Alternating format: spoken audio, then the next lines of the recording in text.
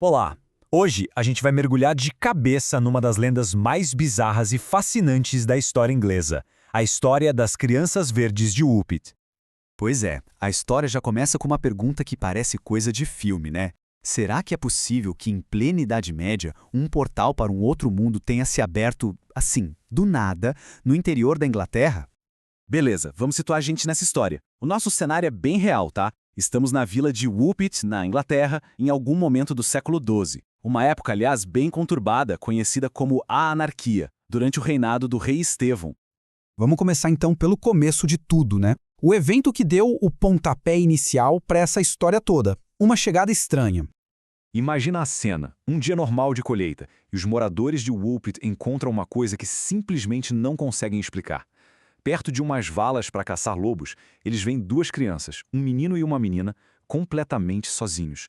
Pareciam normais, não fosse por um detalhe assim bem impressionante. E que detalhes! A pele das crianças tinha um tom esverdeado, bem nítido. Elas falavam uma língua que ninguém ali fazia a menor ideia do que era, e as roupas que usavam também eram de um tecido e corte totalmente desconhecidos. E para piorar, elas não comiam nada do que ofereciam, a não ser favas cruas, que eles devoravam desesperadamente. Ok, as crianças foram encontradas. E agora? Vamos avançar para ver como essa história se desenrola a partir daqui. As crianças acabaram sendo levadas para a casa de um nobre local e a adaptação delas teve um lado bom e um lado bem triste. Aos poucos, elas se acostumaram com outros tipos de comida e a pele delas foi perdendo aquele tom verde. Mas, infelizmente, o menino que sempre pareceu mais fraco ficou muito doente e morreu logo depois de ser batizado.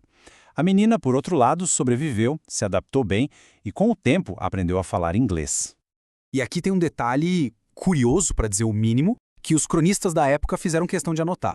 A menina, depois de totalmente integrada à comunidade, foi descrita como tendo uma conduta bastante solta e devassa. É um toque de humanidade, talvez, que deixa a história toda ainda mais intrigante. Claro, né? Assim que ela aprendeu a falar e a barreira do idioma caiu, todo mundo na vila estava louco para saber a resposta da pergunta de $1 milhão. De onde, afinal de contas, eles tinham vindo. E a resposta que ela deu, olha, é de arrepiar. Ela disse que ela e o irmão vieram de um lugar chamado Terra de São Martinho, uma terra onde o sol nunca brilhava direito e todos os habitantes eram verdes, assim como eles eram. Segundo o que a menina contou, essa terra de São Martinho era um lugar subterrâneo que vivia num crepúsculo constante. Ela disse que eles estavam cuidando do rebanho do pai quando se perderam.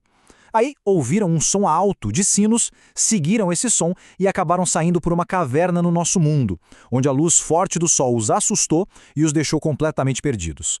Agora, tudo isso soa como um conto de fadas, não é? Seria se não fosse por um detalhe fundamental. Isso foi registrado na história.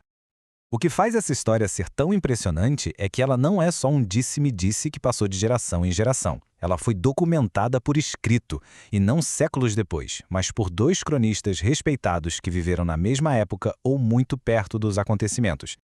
E essas são as fontes. William de Newburgh, na sua História dos Assuntos Ingleses, e Ralph de Coggeshall, na sua Crônica Inglesa. Os dois relataram a história, e ambos disseram que ouviram de fontes muito confiáveis. Isso tira a história do campo do folclore e a coloca no campo do mistério histórico documentado. O que nos joga direto no meio do debate que, olha, dura até hoje. Estamos lidando com lenda ou realidade? Basicamente, as explicações se dividem em dois grandes times. De um lado, tem a galera que acha que é um conto popular, uma alegoria sobre o encontro com o diferente, o outro. Do outro lado, tem quem tente achar uma explicação mais pé no chão, uma história real que foi sendo distorcida. Nessa linha, as crianças poderiam ser, por exemplo, filhos de imigrantes flamengos que se perderam. E a pele verde? Poderia ser resultado de uma anemia severa chamada clorose, que pode sim dar um tom esverdeado à pele. Mas no fim das contas, seja qual for a verdade, o resultado é o mesmo. A história se transformou em um mistério duradouro. Parem para pensar um pouco nisso. 800 anos. Faz mais de 800 anos que as pessoas contam, debatem e se fascinam com a história das crianças verdes. Pouquíssimas lendas têm um poder de permanência tão grande assim. E esse legado a gente vê na cultura até hoje. A história apareceu em livros de história super importantes, influenciou uma das primeiras obras de ficção científica da história e, mais recentemente, no século XX, inspirou diretamente o poeta Herbert Reed a escrever seu famoso romance The Green Child, porque ele via na lenda uma fantasia perfeita. E no final a gente fica com essa pergunta, né? O que foi que aconteceu em Woolpit? Uma fantasia medieval criada para explicar algo que ninguém entendia? Um pedaço de uma história real que foi se perdendo e se transformando com o tempo? Ou, quem sabe, alguma outra coisa que a gente nem consegue imaginar? A resposta provavelmente vai continuar perdida na névoa do tempo.